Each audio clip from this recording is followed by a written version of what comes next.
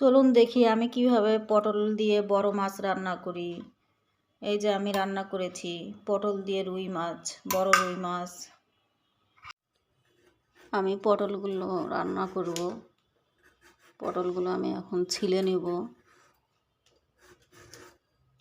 সুন্দর করে ছিলে নেব, নিয়ে মাঝখান থেকে 2 পিস করব, করে রান্না করব।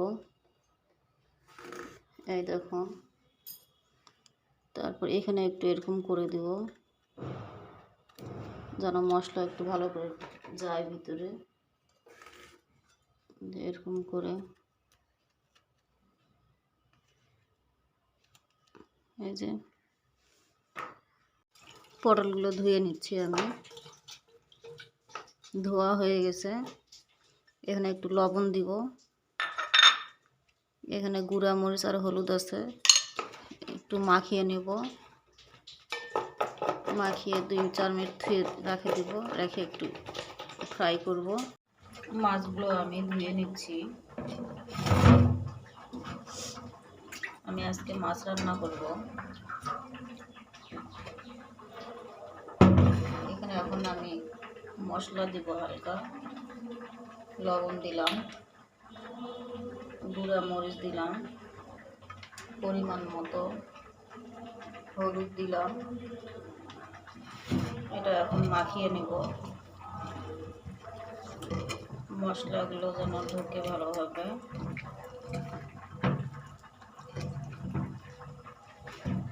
এখানে এখন আমি সামান্য পরিমাণ সরষের তেল দিয়ে দিব। তেল দিলে মশলাটা ভালোভাবে লেগে থাকে।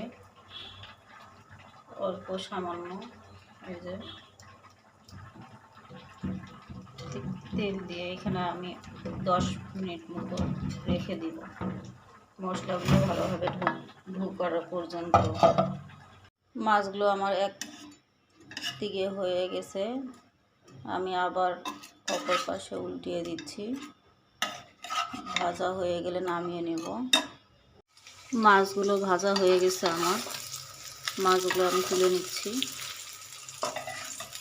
এখানে আমি কেটে রাখা পটলগুলো একটু ভেজে নেব। পটলগুলো দিয়ে দিলাম। আমি এখন এখানে মাছ রান্না করব। কড়াই বসিয়ে দিলাম, তেল দিব এখন পরিমাণ মতো। তেল গরম হয়ে গেছে, আমি এখন মশলা দিব। এখানে গুঁড়া জিরা, গুঁড়া মরিচ, হলুদ গুঁড়া আছে, পরিমাণ মতো লবণ দিয়ে দিলাম, পানি দিয়ে দিব। আদা রসুন বাটা দিয়ে দিলাম, নেড়ে দিব।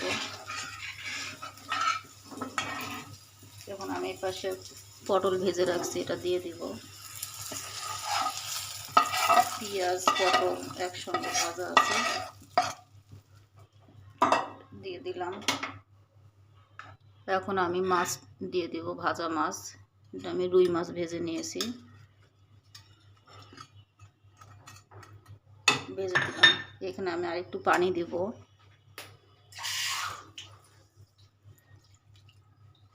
এখন ঢেকে দেব, আমি রান্না হওয়া পর্যন্ত অপেক্ষা করব। চলুন দেখি মাছ রান্না হয়েছে কিনা। হ্যাঁ, আমার মাছ রান্না হয়ে গেছে।